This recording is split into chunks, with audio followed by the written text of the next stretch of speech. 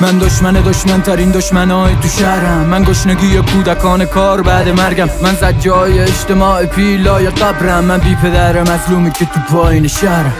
کل شب که بیداریم میزنیم پرسه. تعجب نداره خوشگلا بزنن رو دسته. در زیادن و همه با کرا خسته. میگن زندگی همینه ببین به تخم چپه.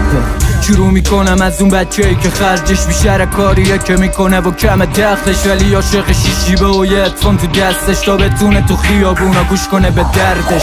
حالا شروع کنیم کف قبل تایی بی سر پای خوابیده تو شهر. عکاس که شای بی ناموس مملکت گن، نه غرور پسری که شدش افتخار جنگ.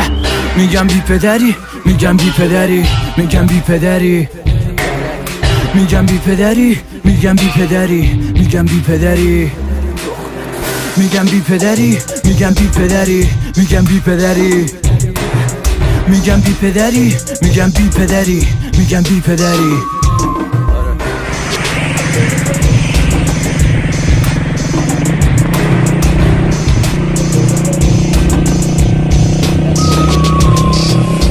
آره بی پدرم کشته میدم همه رو حرفام. بچه پایین شهرم که همه دخل فردا. میگم بی پدری ببین اصلا چیه لای حرفام. من بی پدر مظلومم که خوابیده تو غمها.